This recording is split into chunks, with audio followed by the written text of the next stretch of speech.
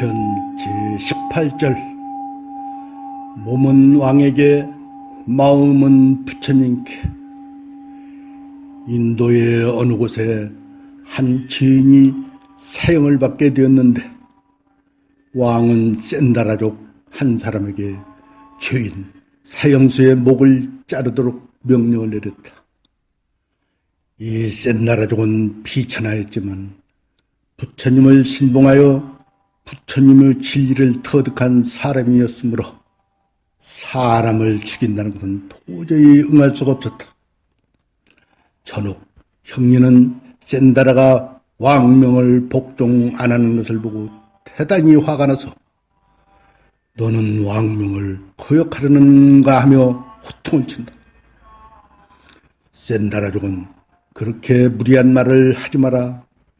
임금님께서는 반드시 저에게 죄인의 목을 자르라는 일을 시키지 않아도 좋을 것입니다. 저의 몸은 임금님 마음대로 할 수 있지만 저의 마음속에 깃든 거룩함과 청정법치는 임금님의 것이 아니올지다. 그러므로 저의 마음은 반드시 임금님의 명령에 따르라고 할 수는 없습니다.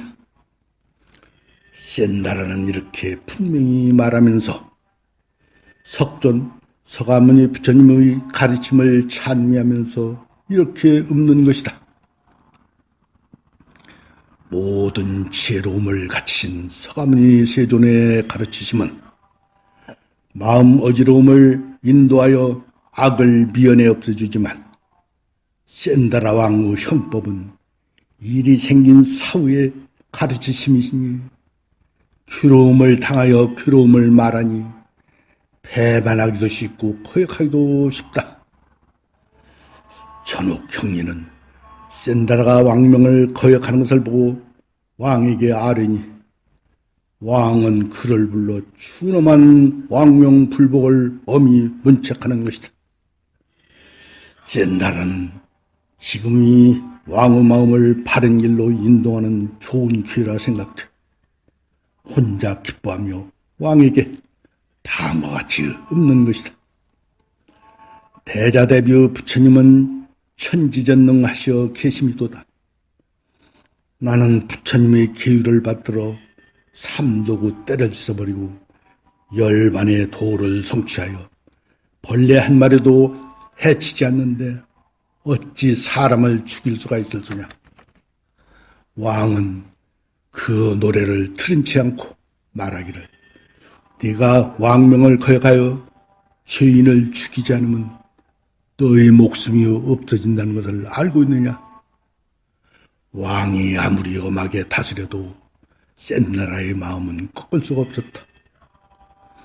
임금님은 저의 몸을 임금님 마음대로 할 수 있으나 저의 마음은 지석천왕의 명령이라 할지라도 복종할 수 없습니다.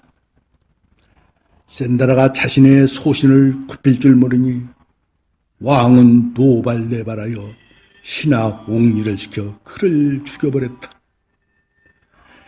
그리고 그 형제들을 불러놓고 죄인의 목을 자르도록 명령을 하시나 모두 왕명을 거역하여 죄인을 죽이려 하지 않았다. 왕은 왕명을 거역하는 그들을 차례로 죽였다. 그래서 7형제 중 6명이 죽고 맨 마지막 7번째 막내 동생에게 왕명이 내려졌는데 그도 역시 왕명을 거역하는 것이다. 왕은 화를 내며 그를 죽이라고 하는 것이다. 이때 그들 형제의 어머니가 늙은 몸을 이끌고 눈물을 흘리며 왕에게 탄원을 하는 것이다. 임금님, 저를 위하여 이 어린 막내의 목숨만은 살려주십시오.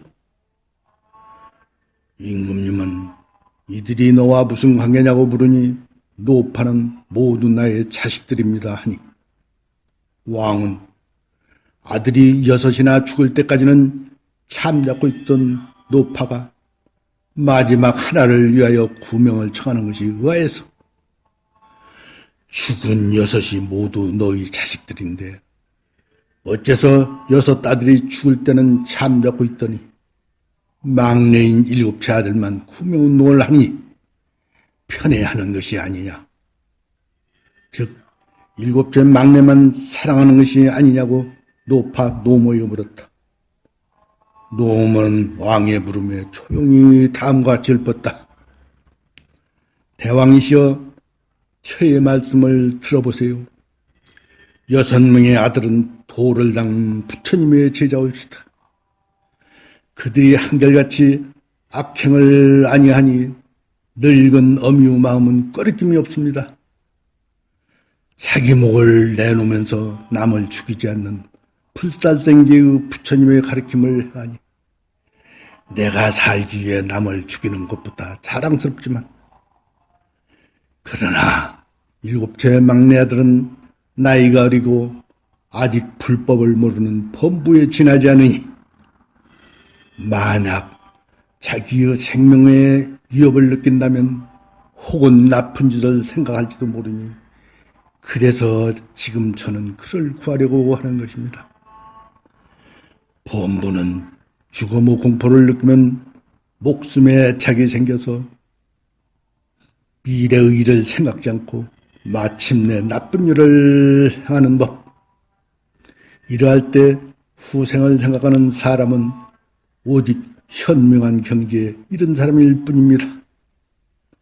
생사여탈을 가지신 임금님, 내 자식을 악에서 구해주소서.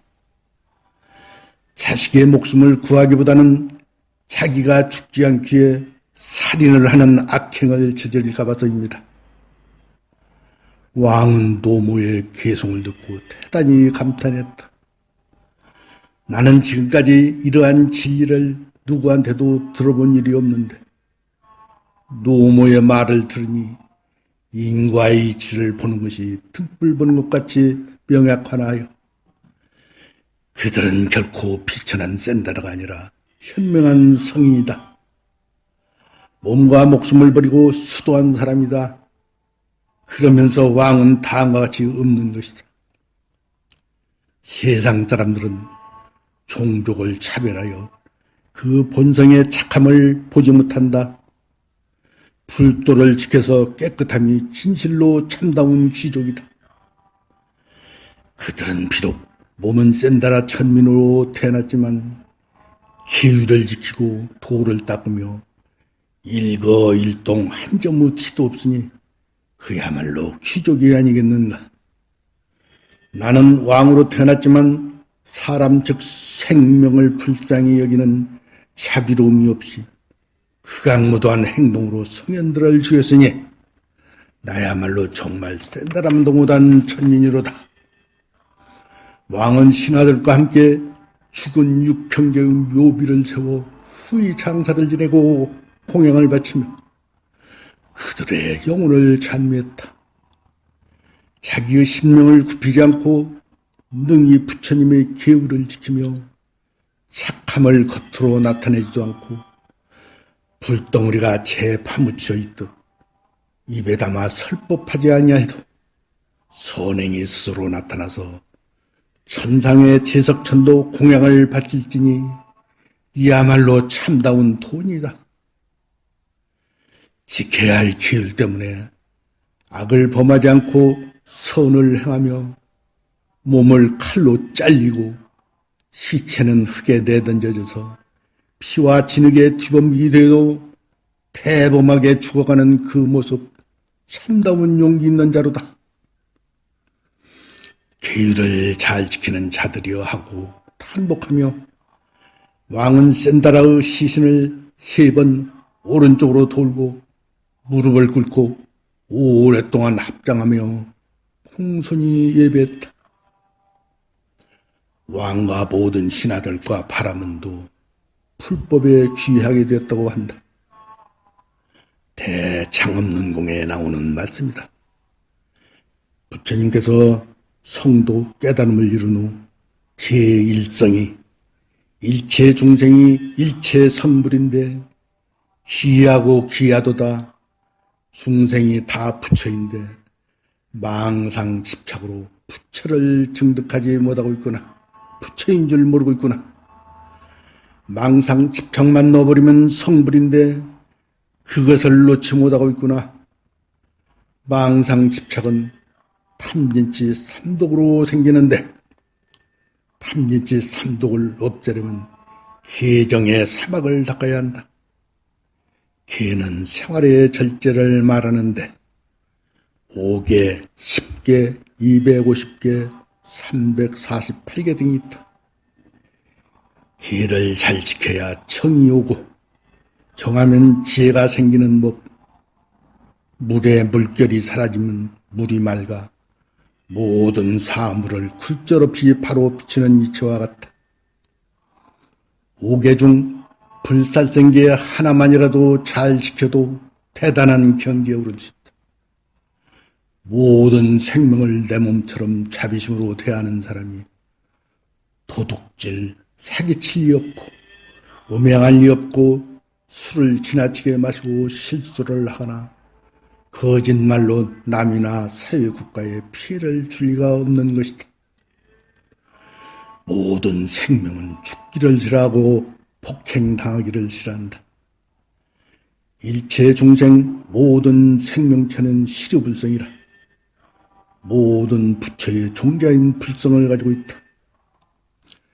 그들을 살생한다는 것은 부처님을 죽이는 것과 같다.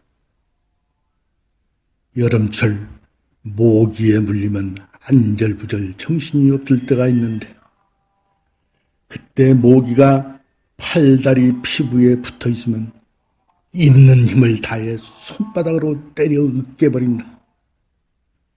우리들의 큰 육체에 모기 주둥이가 머리칼보다 더 가늘어 잘 보이지도 않는다. 그것에 물리고도 원한과 복수심으로 그것을 잡으려고 별짓을 다 한다.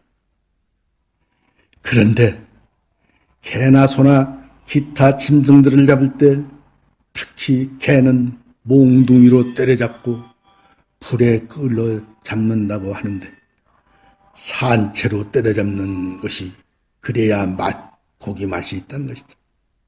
왜 고기 맛이 있느냐? 맞아 죽으며 원한이 응집되어 있다는 것. 일부 인간들은 그 원한의 세포를 즐기며 먹고 있는 것이고 그 업까지도 먹는다는 것이다. 그것을 많이 먹게 되면 윤회 때 개음음을 받게 될 확률이 높다는 것. 물고기의 경우 산채로 포를 떠서 머리는 아직 죽지 않은 상태를 보고 즐기며 먹을 때 입장을 바꾸어 생각해 보시라. 맹수들도 사냥하려면 산채로는 절대 안 먹는다는데 만물의 영광이라고 하는 인간이 가장 잔인한 존재다. 인간이 전쟁을 가장 많이 일으키고 인류 역사는 전쟁의 역사인 것. 적을, 즉 사람을 많이 죽여야 영웅이 되고 훈장을 받는다. 어느 절에 동자가 행자 수업을 받기 위해 들어왔는데 하루는 노스님이 밭에 가서 상추를 뜯어오라고 보냈는데 얼마 후 상추를 소쿠리에 안고 오며 울고 있는 것이다. 노스님이 보니 손가락에서 피가 나는 것이다. 노스님께서 사내 녀석이 손가락을 좀 펴 피가 난다고 울다니 하며 나무라니. 행자는 손가락이 아프는 것이 아니라 상추잎이 불쌍해서입니다. 저는 손가락을 억새풀에 조금 비었을 뿐인데도 이렇게 아픈데 상추들은 손이 잘리고 허리가 잘려 피가 나니 얼마나 아프겠는지요. 흰내기 영양분인 인간이나 동물의 피와 같은데 말입니다. 그 동자는 범상치 않았고 일찍이 불도를 이루어 대자비심으로 중생들을 제도했다는 일화가 있는 것이다. 모든 생명체, 무정물까지도 내 몸처럼 사랑하고 아끼고 자비를 베풀어야 왜 그들과 내가 둘이 아니니까. 이상으로 3편 제18절을 끝내겠습니다. 긴 시간 틀어주셔서 고맙습니다.